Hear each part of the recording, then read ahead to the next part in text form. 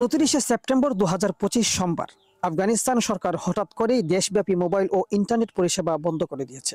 রাজধানী কাবুল সহ প্রায় সব প্রদেশে নেটওয়ার্ক সম্পূর্ণ অচল হয়ে পড়েছে। ব্যাংকিং, শিক্ষা ও স্বাস্থ্য সেবা মারাত্মকভাবে ব্যাহত হচ্ছে। সরকারের দাবি নিরাপত্তাজনিত কারণে এই পদক্ষেপ। তাদের আশঙ্কা, মোবাইল ট্র্যাকিং এর মাধ্যমে বড় ধরনের হামলা শিকার হতে পারে। এ কারণেই তারা বিদেশি নেটওয়ার্ক বন্ধ করে নিজেদের প্রযুক্তি দিয়ে একটি স্বতন্ত্র নেটওয়ার্ক গড়ে তোলার পরিকল্পনা করছে। এর ফলে আন্তর্জাতিক অঙ্গনে নানা আলোচনা শুরু হয়েছে। কেউ বলেছেন আফগান সরকার জনগণকে নিয়ন্ত্রণ রাখতেই এই পদক্ষেপ নিয়েছে। আবার অনেকের মতে এই বিদেশি হ্যাকিং ও আমেরিকান নেটওয়ার্ক প্রভাব থেকে নিজেদেরকে রক্ষা করার জন্যই মূলত এই কৌশল। চীন ও রাশিয়ার মতো দেশগুলোতেও নিজস্ব নেটওয়ার্ক রয়েছে। আফগানিস্তান এখন সেই পথেই হাঁটছে।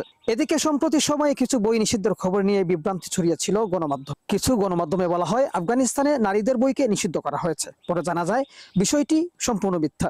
সব নারীদের বই নিষিদ্ধ করা হয়নি, বরং নির্দিষ্ট কিছু কন্টেন্ট নিয়ন্ত্রণ করা হয়েছে।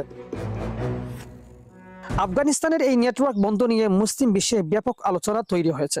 অনেকেই একে খোরাসানের শক্তি সঞ্চয়ের সঙ্গে তুলনা করছেন। অন্যদিকে বাংলাদেশে উল্টো চিত্র।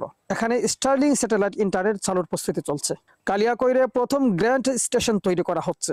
বিশ্লেষকদের মতে ভবিষ্যতে যুদ্ধক্ষেত্রে এটি বাংলাদেশের জন্য বড় হুমকি হতে পারে, কারণ এর নিয়ন্ত্রণ বহিরাবিশ্বের হাতে থেকে যাবে।